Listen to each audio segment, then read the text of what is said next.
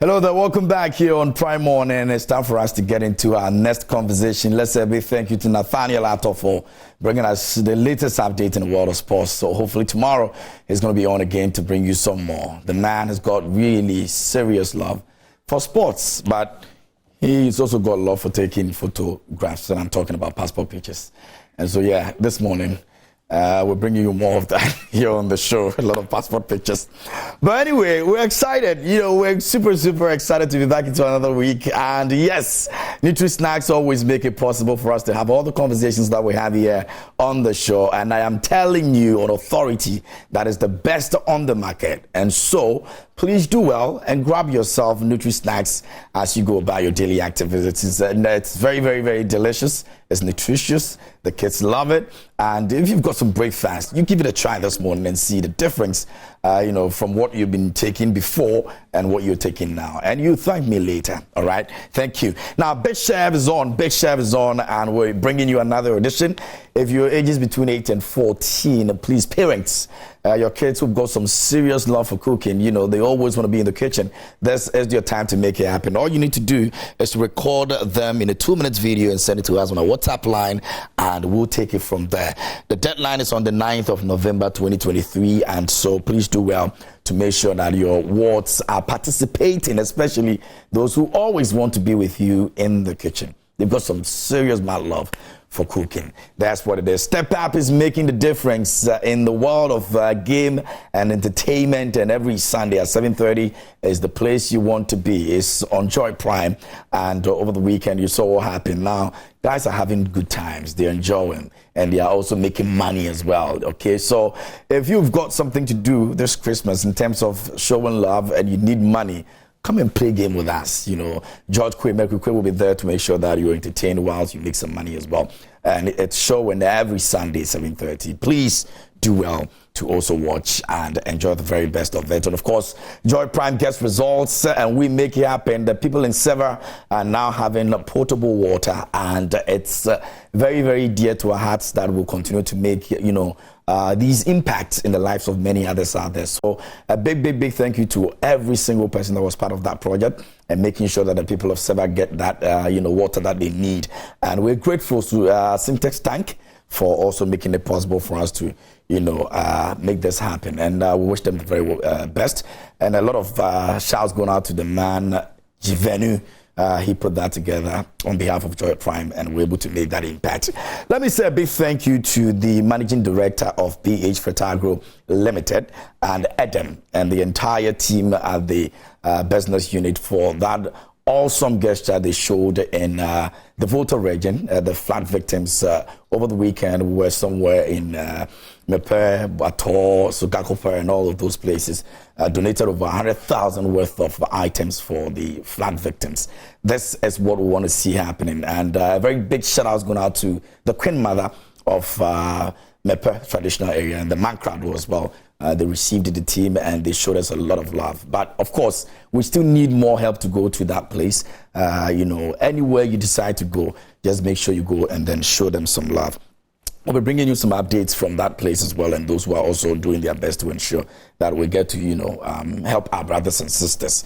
The managing director, Robert Kwabena Agite. God bless you plenty. Now, let's move on and talk about our business for today. So, what we do here on Mondays is the fact that those of you who have followed, you'd know that every Monday we try and see which woman that is doing something special, impacting lives with your businesses, and we put them in the spotlight. And today we're going to do exactly that here on the show. So before I get to introduce my guest to you, take a look at this. When I come back, she's already seated.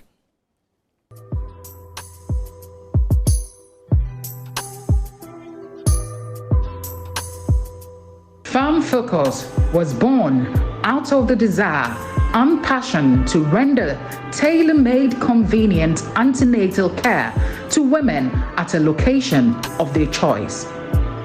Gifty Anne Nkrumah, a midwife, is the brain behind Femme Focus, which was established in May 2022. After her primary education, Gifty proceeded to Presbyterian Secondary School at Teshi, where she read general arts and was admitted to the Nursing and Midwifery Training College at Kolebu to read a diploma in midwifery. She's currently the head of the maternity unit at Achaiman. During her years at Lekma Hospital, she developed the passion for women's health and was at the center of health education, mostly of pregnant women. During the immediate post-COVID era, Gifty realized many pregnant women were apprehensive of visiting healthcare facilities due to the possibility of contracting COVID-19. Coupled with this was the fact that a significant number of her clients were corporate women, hence attending appointments were a challenge due to work demands. This is how Femme Focus comes to the rescue, aiming at preventing the missing of appointments by pregnant women. Simply put, if your caregiver can come to wherever you are, then there is no excuse to miss a scheduled appointment. Femme Focus currently has 2 staff members comprising of a lab technician and an obstetrician gynecologist. Today, we take a look at the business behind this human-centered venture on our Women in Business segment. Stay tuned. All right, so that's all you need to know about my guest in the studio this morning for Women in Business. But let's meet her, right? You ready? Okay. Gifty, how are you doing today? Fine, thank you. Good to see you. How about you? I'm fine. I'm very well. I'm excited about what you've been able to put together for yourself and the fact that you needed to make sure that you place a certain focus in certain areas that a lot of people will probably not even look at, and I'm talking about women. And so that's a good one. But then again, you had the options of choosing between careers, and I'm talking about journalism, law, and nursing one you had. Why? Thank you very much, and a good morning to your viewers. Surprisingly, the 3 careers that you mentioned were all that I wanted to do when I was in SS. I wanted to be a lawyer, I wanted to be a journalist, and then a nurse. With an option, or you wanted all the 3 for yourself? I think I just wanted them one at a time. Oh. Yeah. So, and nursing came first. And I'm happy I actually did midwifery. It has brought out some aspects of me that I never knew I existed. And here we are today.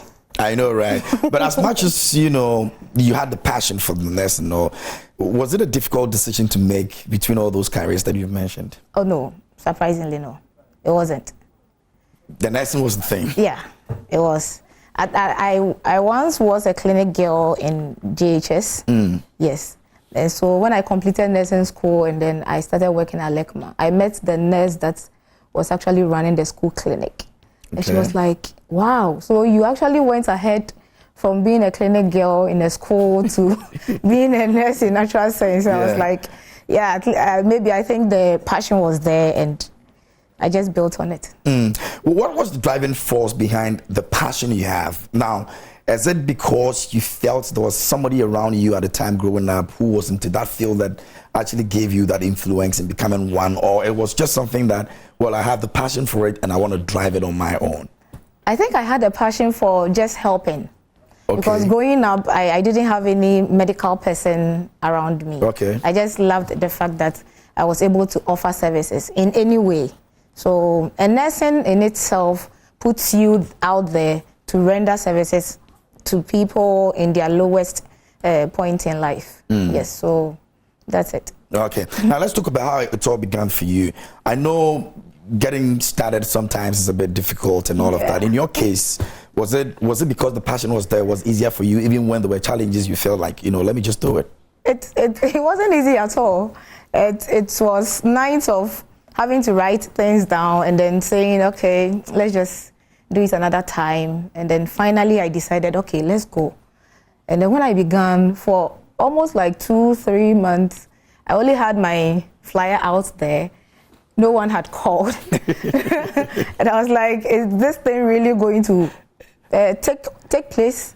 And then finally somebody did. And for that first client, who was not a Ghanaian, but trusted the fact that he would want his wife to be catered for by me, not necessarily going to the hospital, having everything done for them. It was that breakthrough that I had, and it's been like that since. You chose to have an advantage over COVID, and post-COVID, to establish yourself in this space. Before getting into it, did you see a situation or a sudden opportunity availing itself for you to be able to now say that, you know what, this is what I want, but now is the time for me to grab hold of this and make it happen? Okay, so throughout my years of work, I realized most of the clients come and she's missed an appointment or two. You ask her why. Oh, I went to town, I had to go to this place, and I had businesses to attend, I had to travel. My husband said I should come and all that. So I was like, okay, if there's a way you could have the services brought to you, have all the things that you could have in the hospital done for you at the comfort of your home or your office, wherever you seem fit or comfortable for you, would that be okay? And they're like, why not? So I have clients that even before I started Femme Focus, they would just call at certain times that, okay, I would want to come for clinic today. I'm like, okay. So she doesn't come through the normal antenatal clinic days or the normal times that we do antenatal. And I attend to her. She goes back to her office and work continues. So it's like there's no break in the person's other aspects of life. So that's the gap I saw, and then I decided to capitalize on it. At that point, you were still working with the hospital, or yes, you were independent? I was still working at LECMA. Okay, so how easy was that for you? Now you are being a mobile nurse, and at the same time you are with the hospital.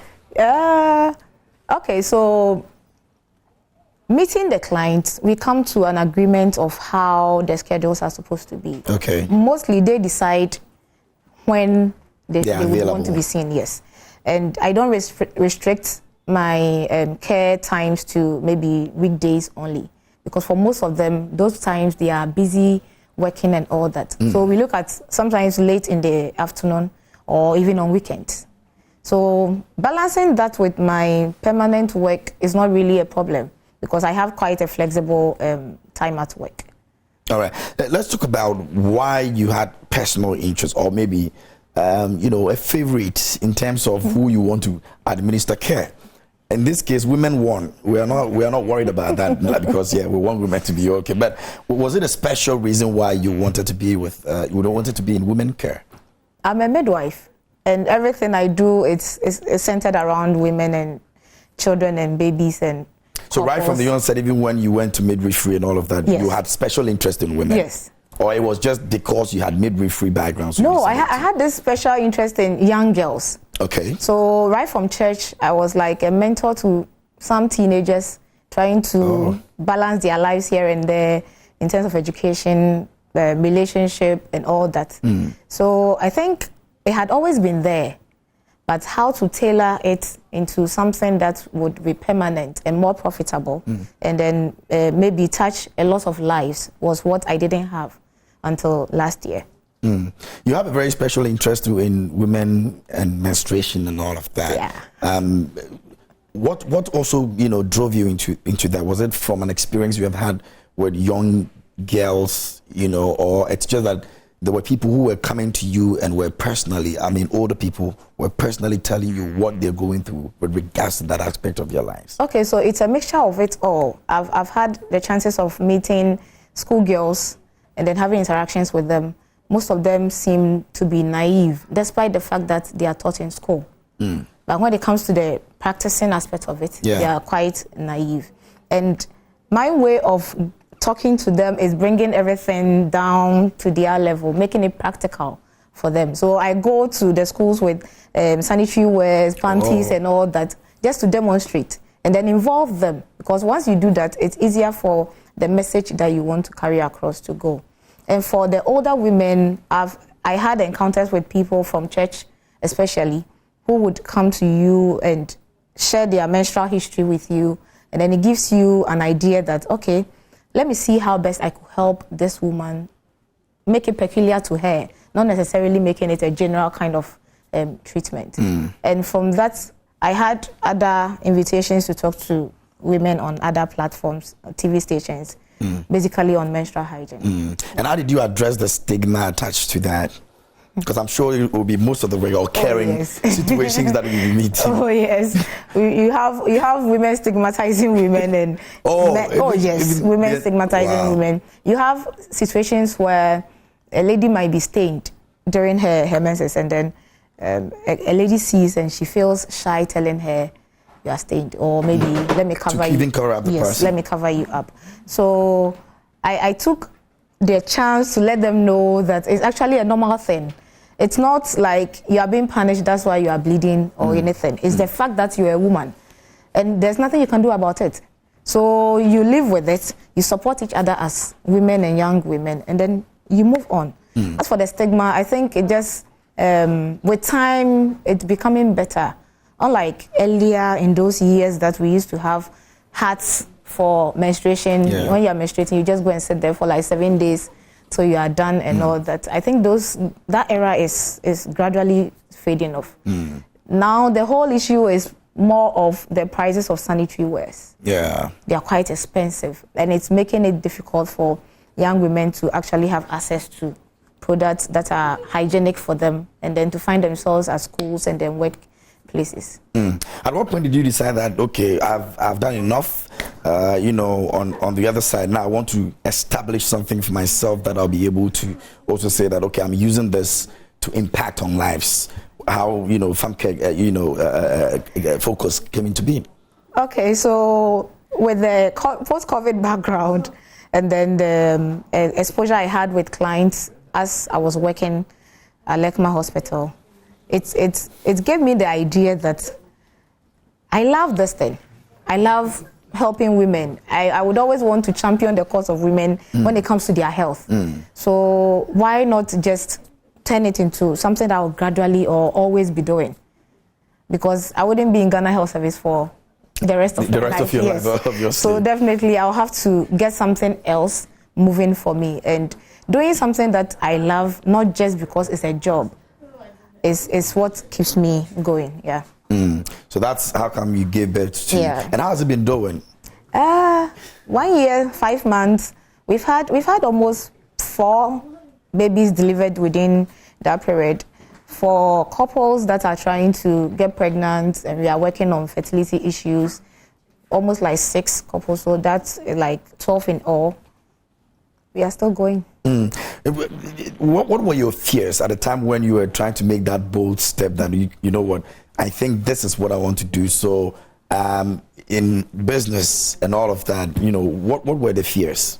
One is which client will actually patronize the service, because that's where everything begins, Who is going to patronize the service? And I realized initially I thought it was going to be something cheap, so that everybody can afford. But with time I realized no, it's not going to be that cheap like that. So you wouldn't really have everyone coming. So the target has now become more of middle to high class, and then individuals and women. And I try to use the churches, the schools as a way of giving the humanitarian aspect of it. And then trying to get other specialties on board, because it has to be a whole thing. Team on its own, everybody has their own. And we can't have it when you don't have clients. So gradually, just the 2 for now, and the 2 are just basically doing my lab works for me. The gynae is doing the fertility aspect. If we have to do a cesarean section, he does it. Currently, we have one private hospital that we liaise with. So when it's time for delivery, we send you there, and then I personally see to your care. I don't let anyone else do that, because that's what you're actually paying me for. I know. In terms of your fears, did you at a point think that it was going to be unsuccessful? Yeah, several times. Especially when I had months of having no clients.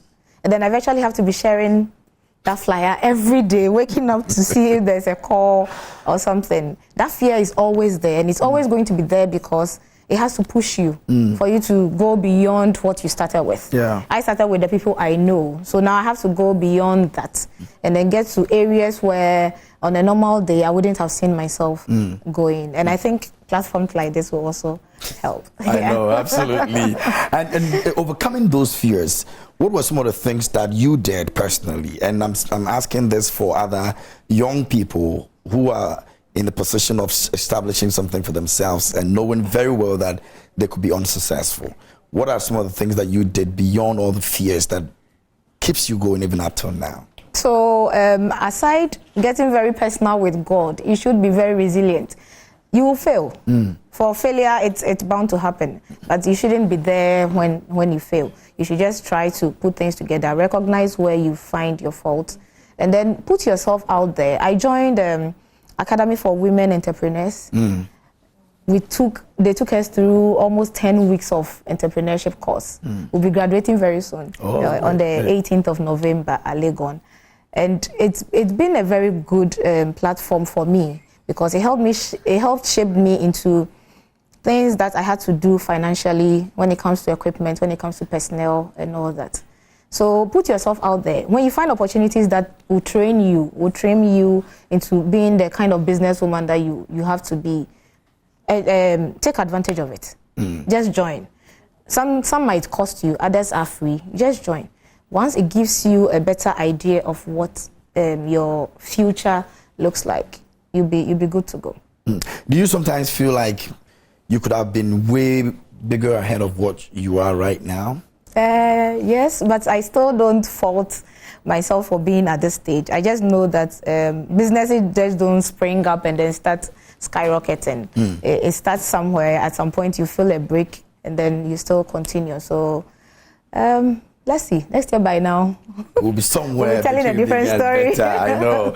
If you just join us here on the show, my guest is Giftian Nkrumah. She is the CEO of Femme Focus, and she's here with us talking about how she was able to put a business together, the road, the path she's crossed, and some of the amazing things that she's doing, and also to motivate you and inspire you to also do what you have to do. I'm sure you've got a lot of dreams. If you're watching right now, you can send your messages. If you have any question you have for her, you can also send the question to us on our WhatsApp line, and we're going to ask that question for you. So you can also, get to see where you're going and how you're supposed to go about it. All right. So that's Women in Business and my guest in the studio. Now, let's talk about when you have business. I mean, you've already established the business. There's so many things that are going on with you and all of that. Dealing with women in particular, what are some of the most difficult part of what you do? Trying to debunk myths when it comes to women's health. We have so many professionals in quotes out there, and when it comes to women's health, it's like everyone feels they have knowledge about it, especially when it comes to our part of the world, where we have different forms of medicine or alternative medicine all around. So getting to make a client really understand that whatever she's going through is just a phase, and that with right treatment and commitment, she'll be fine. Sometimes it becomes really difficult because you give the instruction, she goes home or she goes to her friend, and her friend says something different, and then she comes back to you, and you're like at square one. You've actually not done going anywhere. Yes, you've actually not done anything. So that's been one of the biggest challenge dealing with women. Women are quite complex, and I think it's part of our being. The other time you guys said no, it is not true. Oh, so. we are very complex. We are very complex. I'm glad you're saying it. It's quite difficult to actually read down the thoughts of a woman unless she gives you the access into her mind and then her world. And I think once most women realize that you are a woman and you are coming from their perspective, trying to get them to understand whatever they are going through, most of them become at ease. And in sectors where most couples are more or less like refined or defined to not being seen by men, it gives you that added advantage. Yes, because there are some religions, there are some tribes that wouldn't allow you to have that intimate kind of care for they are women. And so Femme Focus gains that advantage and then comes in to help, because in most of those situations the women are not outspoken as they should be. Yeah. So when they find out you are a woman, a health worker who is trying to help them out of whatever situation they find themselves, it becomes easier.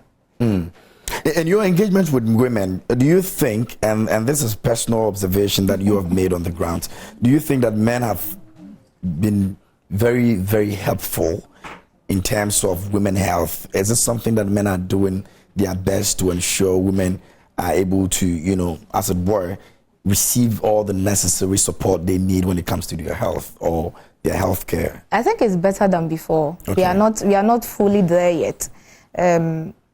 I've had a lot of clients where they come in with their husbands, and the husband is the one giving you virtually the history that you are asking. It's like, when was the last time you had your menses? The husband is the one that answers. It's like you see them virtually at the center of their women's health, and that is very good. We pray that and hope that it would continue. And the kind of support that we get when it comes to sports and all that, we will channel the same energy and support to our women's health as well. We can't say we've achieved it completely, but I know we can do better. Yes. How do you intend to move your business right now, you know, into in the near future as one of the things that you're hoping to be, you know, achieving to ensure that, you know, holistically you become better of what you do? Okay, so for now it's just me, my backpack, and then my which one is the backpack? Yes, my backpack has yes, it has my the fetal the machines for checking the baby's heartbeat. Okay. I have my weighing scale, I have my BP apparatus and other basic gadgets that I need whenever I'm moving to a client's home or a client's place of convenience. I think I could do better by getting other professionals on board and then equipping them with the same tools that I have, so that I wouldn't have to be the same person going to Ebri, Mampong, Kumasi and all. I can imagine how you ran through all of those. Yes, it's quite tedious, but at the end of the day, you look at the outcome of what that journey would be, and then you still take it. Let's look at, I mean, you've spoken about challenges and all of that. It's been a year and a half, or if you like, you know, doing this. Let's look at some of the amazing things that you've done. Earlier you mentioned briefly some of the babies you've delivered and all of that. Yes. Let's look at them holistically and the experience, you know, getting to deliver all these babies, the happiness that comes with it and all of that, the appreciation and all. Okay, so the very first client I had, they are Gambians. But the man had been in Ghana for a while, so he's able to speak. That was the first foreigner that believed in you. Yeah. And the day his wife went into labor, it was like a whole new thing. That's their first time. Okay. So for the man, he actually wanted to run away. So I was like, no. To where? I told him, no, you paid me to take care of your wife, give her exclusive care with you being involved. Present as well. So you have to be here. Yeah.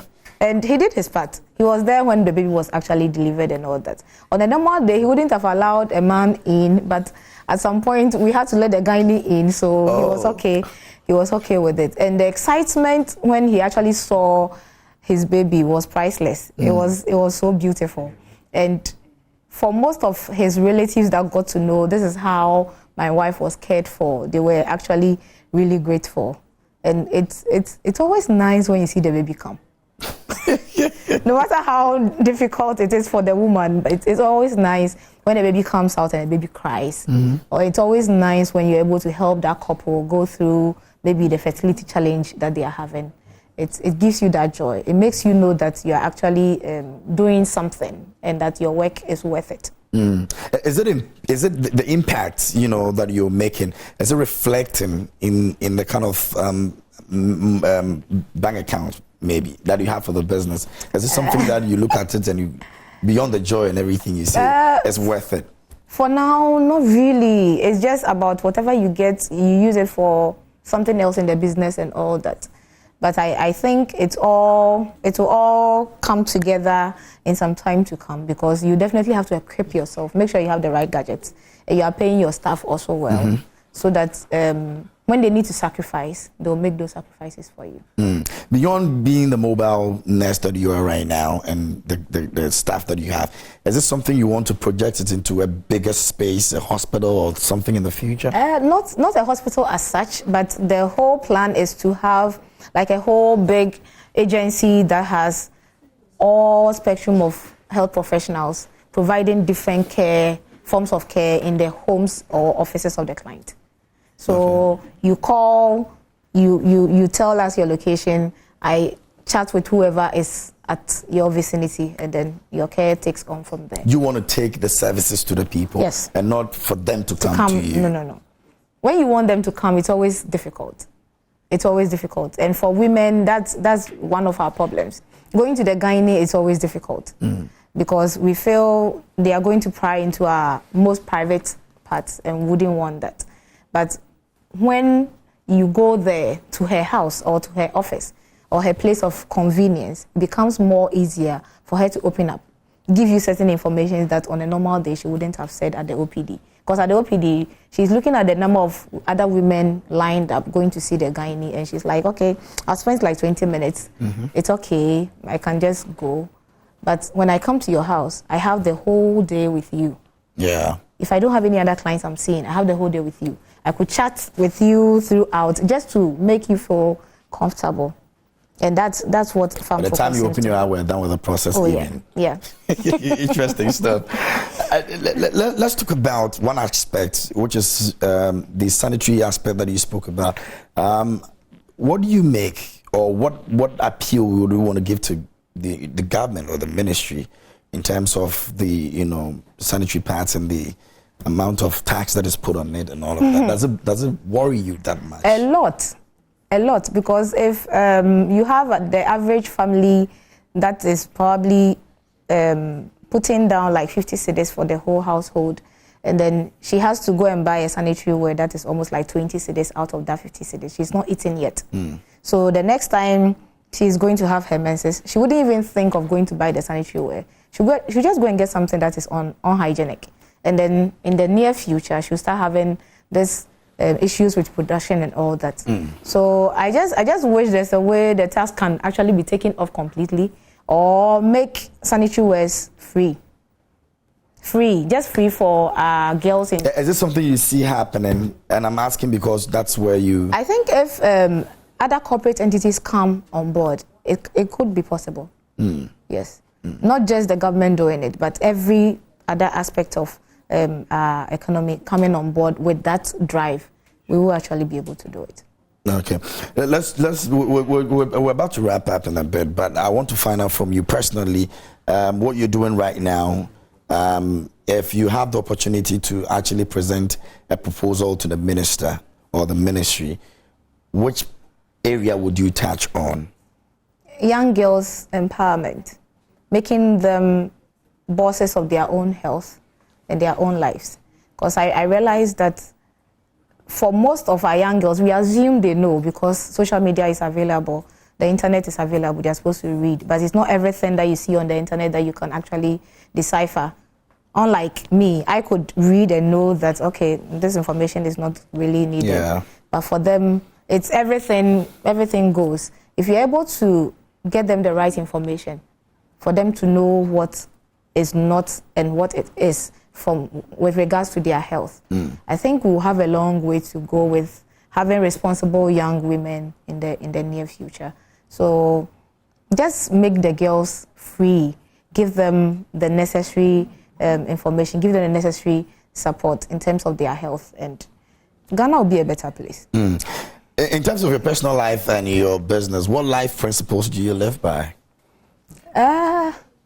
Trust God, be resilient, and be consistent. Because consistency is everything. Yeah. If you're inconsistent, it's like you don't actually believe in yourself, and that's also not too good for a business person. Just be consistent, and then be ready to listen to everyone, regardless of whatever the person is saying. You might not necessarily agree, but just listen. Give a smile, and then just go. Yourself and your staff, what's the relationship like? We are so good. We are so good. Sometimes people wonder whether I actually pay them when they render the services, because because of the kind of relationship that we have. Yeah. But we are hoping that being a team, we would build more of such relationship and then take Femme Focus to a higher height. Awesome. You're too busy. I'm tempted to ask if you have even free time for yourself. If you're not busy I do. running around and doing all that, what do you do? I sing. I'm in a choir. Oh. Victory Vocals GH. Oh, so you sing, eh? Oh, yeah. So I find myself going for weddings, funerals, concerts, and all that. Oh, let's do one for the people this morning. What song can we sing? I'll back you. Don't worry about that. Okay. It could be any song. I mean, we'll get. Okay. To God be the glory. Okay, let's do it. All right, so 1, 2, 3. To God be the glory, great things He hath done.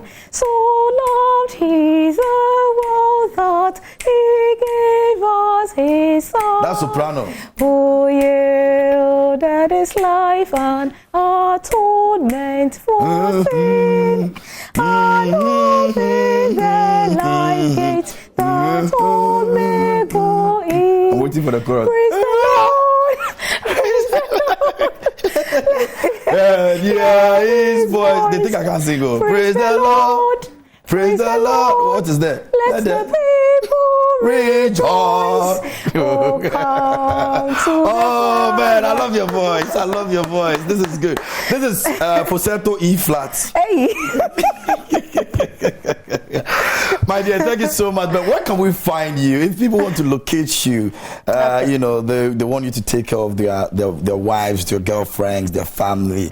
How can they do that? Okay, so for now, the social media handles that I use are all under my name, as in Kukwa Nkrumah on Facebook, Instagram, Twitter.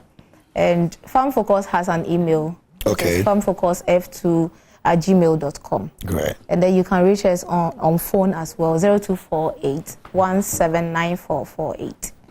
0248 179448. Just give us a call, WhatsApp us, and then we'll get back to you. Thank you so much, Kukwa, for joining us this morning. I didn't know the Kukwa was done, but I mean, I'm glad you were able to make it this morning. You could have been selfish, you're here, and you're doing this for Mother Ghana. We appreciate you, and we say continue to motivate the young girls, you know, to also become better of themselves. And hopefully, maybe in 5 years' time, we'll be saying praise the Lord when we are opening that beautiful edifice that you put together. Yes. I can guarantee you that's a possibility. But we're grateful that you made it this morning. Thank you very much for having me. Always. And that's our Women in Business this morning here on Prime Morning. We had in the studio Kukwa, and Kukwa is Giftian Nkrumah, and she's the CEO of Femme Focus. They're doing amazing stuff out there, impacting lives and changing the narrative. And you can also be a part of that experience by just contacting them. And trust me, they'll be there to take care of you. Hopefully next week, Monday, we'll bring you another exciting edition here on the show. But don't forget, Sonny Badu Live in Concert is happening on the 9th of December at the Grand Arena, the Accra International Conference Center. You don't want to miss out on that one. You need to be there. Grab your tickets. Great musicians will be in the auditorium to uplift our souls. And trust me, Rhythms of Africa is coming back, and it's coming back big.